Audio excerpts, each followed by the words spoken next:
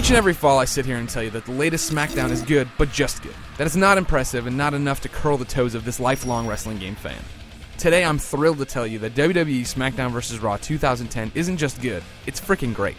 Vince McMahon's cavalcade of loons is back in a 67-character roster, a boatload of match types, and a whole bunch of options that will let you create characters, logos, as well as your own stories complete with cutscenes that you can share with the world.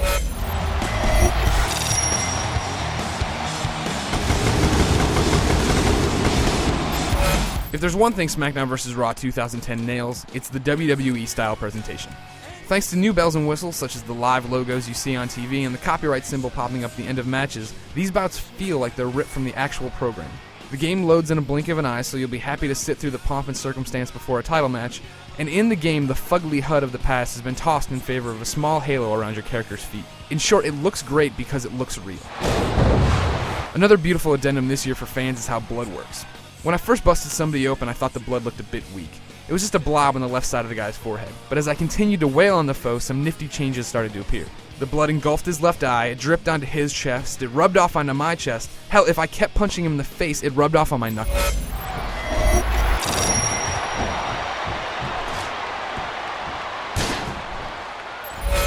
If you've played SmackDown in the past few years, you should know what to expect when it comes to controlling your grappler. The left stick moves you and the right stick grapples, etc, etc, etc.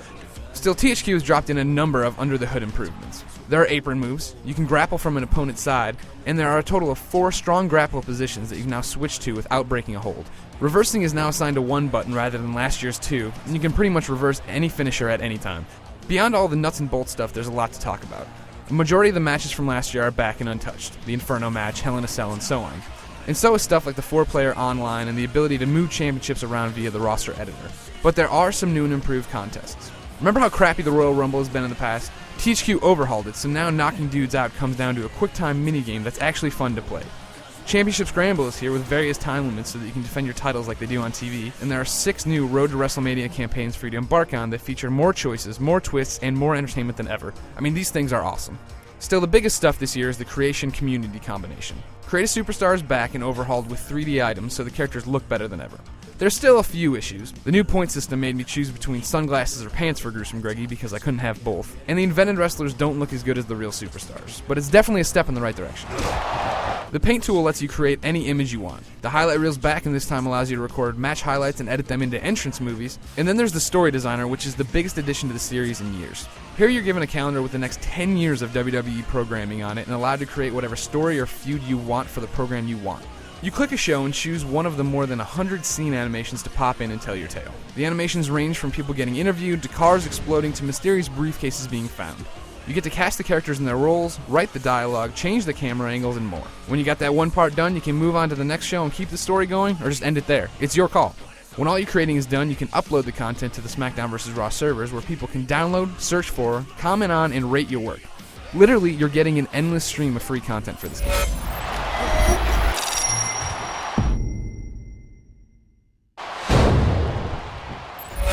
There are nitty-gritty sticking points with this year's SmackDown vs. Raw, such as the fact that created superstars can only appear 10 times in a created story, and the AI can be a bit wonky in Road to WrestleMania. But for those micro concerns, you really should check out my extensive written review.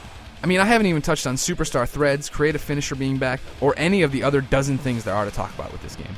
What you need to take away from this video is that WWE SmackDown vs. Raw 2010 is a great game that should satisfy fans looking to lose themselves in the world of sports entertainment. The gameplay improvements are welcome, the presentation is top-notch, and the ability to create, upload, and download user-created stories pretty much blows the lid off of how long you can play this title. So if you'll allow me to paraphrase the great one, finally, the awesomeness has come back to SmackDown!